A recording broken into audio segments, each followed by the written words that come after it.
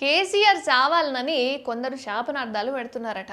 అలాంటోళ్ళకి కేసీఆర్ చావాలని కొందరు శాపనార్థాలు పెడుతున్నారు. కానీ మీరు 1000 జన్మలెత్తినా నేను చావను, పిల్లి శాపాలకు నేను చస్తనా, నా చివరి శ్వాసం ఉన్నంత వరకు ఈ నేల కోసమే పనిచేస్తాను అని బీఆర్ఎస్ అధినేత కేసీఆర్ కాంగ్రెస్పై విమర్శలు గుప్పిస్తున్నారు. జగిత్యాల ప్రజా ఆశీర్వాద సభలో జీవన్ రెడ్డికి కండు కప్పి సాదరంగా పార్టీలోకి అయితే ఆహ్వానించాడు. ఆ తర్వాత మాట్లాడిన కేసీఆర్ కాంగ్రెస్పై విమర్శలతో పాటు తెలంగాణ ఉద్యమ స్మృతులను గుర్తు చేసుకున్నాడు అనమాట. అలాగే జీవన్ రెడ్డితో నాకు 45 ఏళ్ల స్నేహం ఉందని, కేవలం జగిత్యాల కోసం కాదు రాష్ట్ర ప్రయోజనాల కోసం పార్టీలోకి వచ్చారని చెప్పుకొచ్చాడు. అండ్ ఆయన్ను బీఆర్ఎస్ ప్రధాన కార్యదర్శిగా నియమిస్తున్నాను, వచ్చే ఎన్నికల్లో గెలిచాక ఆయనకు రాష్ట్ర స్థాయిలో కీలక బాధ్యతలు అప్పచెప్తాను అని చెప్పి ఇది నా మాట అన్నారు. అండ్ కేసీఆర్ మాట ఇస్తే తప్పుడు అని కూడా అన్నారు. జగిత్యాలను కార్యకర్తలు చూసుకోవాలని, తెలంగాణను నేను జీవన్ రెడ్డి చూసుకుంటామంటూ కేసీఆర్ అన్నారు. అయితే కాంగ్రెస్ పాలనపై కేసీఆర్ నిప్పులు చెరిగారండోయ్.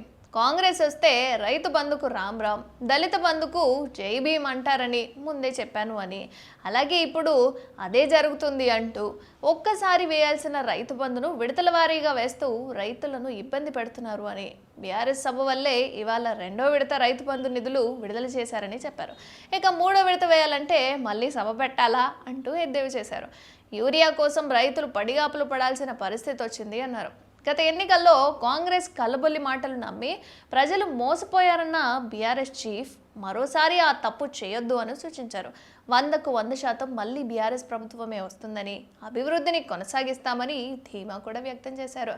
ఇక హైడ్రాపై కేసీఆర్ సంచలన వ్యాఖ్యలు చేశారు. పేదల ఇళ్లను కూల్చడానికి హైడ్రా తెచ్చారని ఆరోపించారు. ఇక బీఆర్ఎస్ అధికారంలోకి రాగానే హైడ్రాని ఎత్తేస్తామన్నారు కేసీఆర్. మొదటి సంతకం ఆ ఫైల్ మీదే సంతకం పెడతానని స్పష్టం చేశారు. మూసీ నది బాగు చేయాలంటే 10,000 ఇల్లు కూల్చాలా అని ప్రభుత్వాన్ని ప్రశ్నించారు. కాంగ్రెస్ వల్ల అన్ని వర్గాల జీవితాలు ఆగమయ్యాయి అన్నారు. ఇక కాంగ్రెస్ పోవాలి, బీఆర్ఎస్ రావాలి అంటూ పిలుపునిచ్చారు కేసీఆర్. అయితే మీరు ఏ ప్రభుత్వం వల్ల సాటిస్ఫై అయ్యారు? కాంగ్రెస్ ప్రభుత్వం వలన లేదా కేసీఆర్ ప్రభుత్వం వలన? ఏ ప్రభుత్వాన్ని మళ్ళీ రావాలి అనుకుంటున్నారు? కామెంట్ చేయండి.